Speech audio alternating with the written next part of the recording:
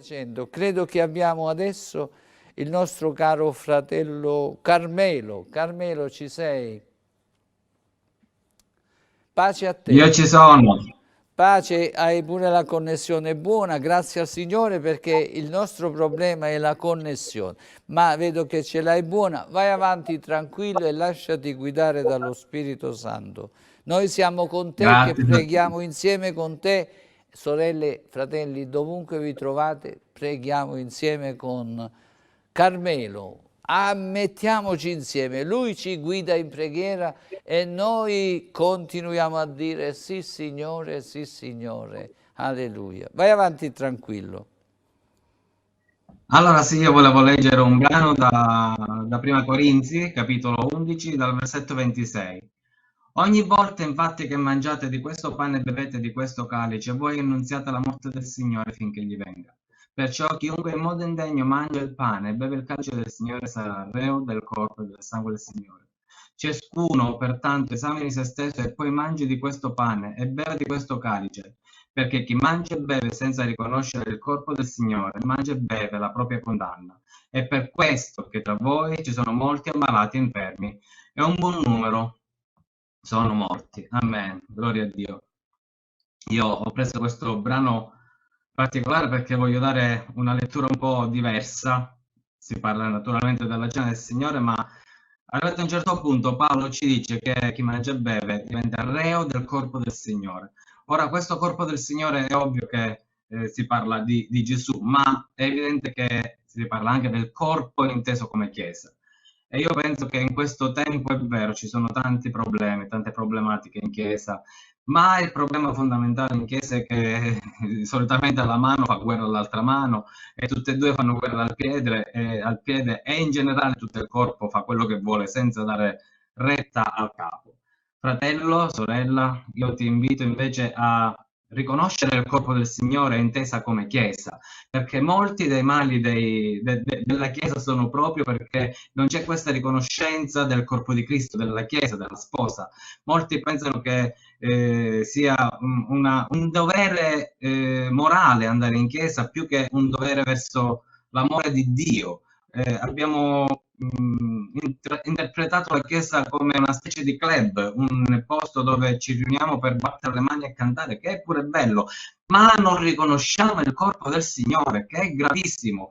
Dobbiamo riconoscere che quello è il corpo di Cristo e che Cristo è il suo capo e che quando la sua mente ragiona per tutta la Chiesa, per tutto il corpo e ognuno di noi dovrebbe trovare il suo posto in questo corpo, perché in questa maniera non solo veniamo vivificati noi persone, personalmente, ma viene vivificato tutto il corpo e tutto il corpo lavora bene e lavora in maniera equilibrata e lavora in maniera buona, talmente buona che le persone che ci vedono da fuori riconoscono che c'è un'armonia.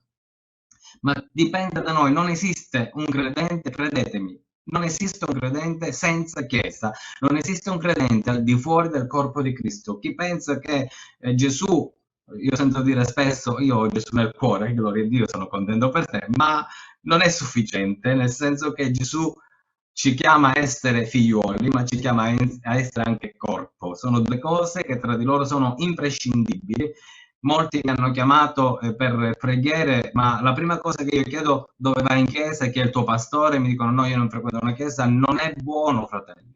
Dobbiamo frequentare una chiesa, è la parola del Signore che ci fa crescere, che ci matura, che trasforma anche i nostri pensieri. Sono i fratelli che ci sostengono, insieme piangiamo, insieme ridiamo, insieme ci aiutiamo.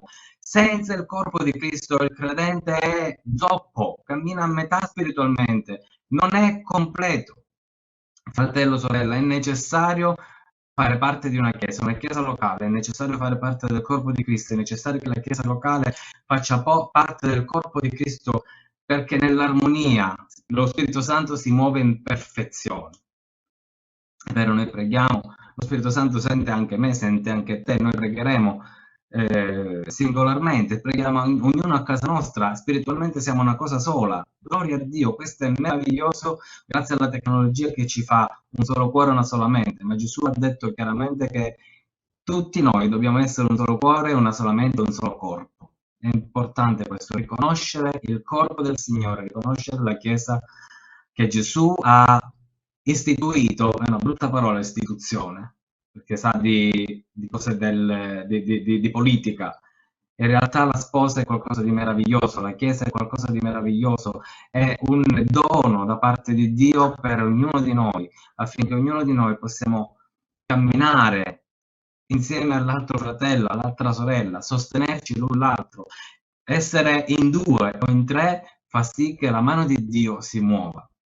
Grazie Signore, io voglio ringraziarti intanto per questa possibilità che mi dai, che ci dai. Grazie per questi pastori che hanno pregato prima di me, Signore, nel quale mi sento pienamente in comunione. Grazie per questo canale televisivo che in un modo o nell'altro ci unisce. Padre, nel nome di Gesù Cristo, io voglio pregarti per la Chiesa, per la tua sposa, per il corpo tuo santo. Signore, questo corpo molte volte fa le cose senza pensare, senza connettersi al capo, ai pensieri, a te, Signore. Spesso e volentieri si muove come se fosse in convulsione, epilettico, Signore, per i fatti suoi. Non deve essere così, Padre. Nel nome di Gesù io ti voglio presentare questo corpo affinché tu possa prendere le redini, Signore, affinché questo corpo possa essere in perfetta armonia con i tuoi pensieri, con il capo, con Gesù Cristo.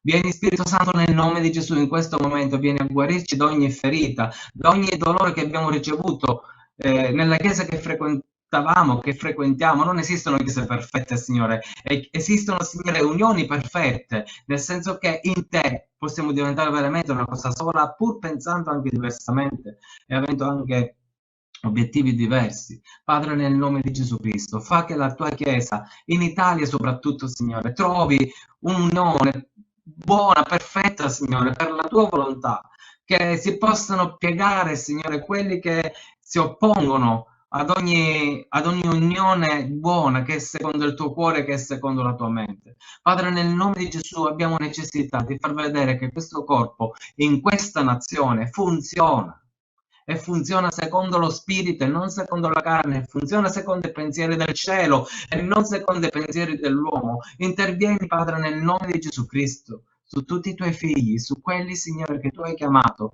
a compiere quest'opera meravigliosa. Ti voglio pregare per tutti quei fratelli, Signore, che sono stanchi di tenere le braccia degli altri. Bene, fratello, sorella, non ti stancare. Sei stato chiamato ad un'opera meravigliosa. Tu sei stato chiamato a vedere la gloria di Dio che si muove. Non ha importanza se non sei tu ad alzare le mani, ma se tu sostieni le mani del tuo pastore, del tuo responsabile, se tu sostieni l'opera della tua chiesa, dei anziani, tu stai facendo qualcosa di meraviglioso, qualcosa di stupendo, per il quale anche tu raccoglierai frutti a suo tempo e saranno frutti buoni. Con Dio non si perde, con Dio abbiamo sempre un guadagno, con Gesù noi abbiamo ricevuto un guadagno che è presente e futuro.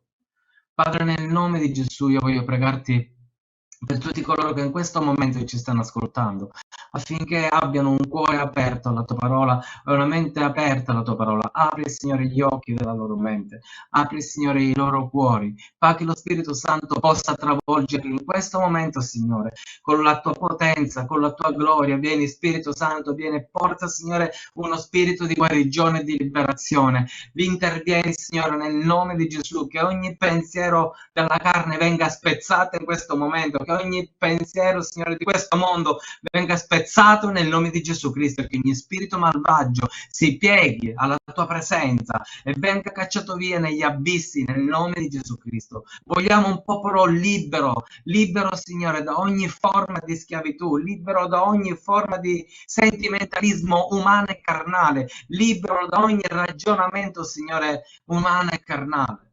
Vieni con la tua parola, parlaci, Signore, affinché i nostri pensieri possano essere trasformati, possiamo crescere. Tu ci ami così come siamo. Amen. Gloria a Dio ti ama così come sei, ma Dio ti ama in maniera particolare, unica, speciale, tale da chiederti di migliorarti, ma non di migliorarti da solo con le tue capacità, ma di migliorarti col suo aiuto. Ogni padre vuole vedere il figlio che fa carriera nei cieli, sulla terra. Il Padre Celeste vuole vederci fare carriera nei cieli, vuole vederci crescere spiritualmente, vuole vedere in noi che diventiamo coraggiosi, potenti, che in noi ci sia veramente quella forza e quella capacità di liberare quelli che hanno bisogno di essere liberati e di guarire quelli che hanno bisogno di essere guariti.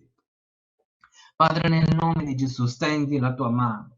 Benedici, Signore, questa nazione. Benedicila, Padre, nel nome di Gesù, affinché si alzi un popolo, si alzi una nazione potente, una nazione celeste potente. Stendi la tua mano, Padre, nel nome di Gesù Cristo. Io ti voglio ringraziare e ti voglio lodare per la tua bontà, per la tua misericordia. Tu sei degno, Signore, e sei degno di lode, di gloria e di onore per sempre e in eterno. Alleluia, alleluia, amen. Grazie, Signore Gesù. Amen. Grazie, Signore. Sei Grazie benedetto. Signore, grazie Amen. Signore. Benedetto sia il Signore. Signore, ti ringraziamo veramente. Grazie Amen. Carmelo, Dio ti benedica tanto tanto. Alla prossima, Un Dio abbraccio, piacendo. pace.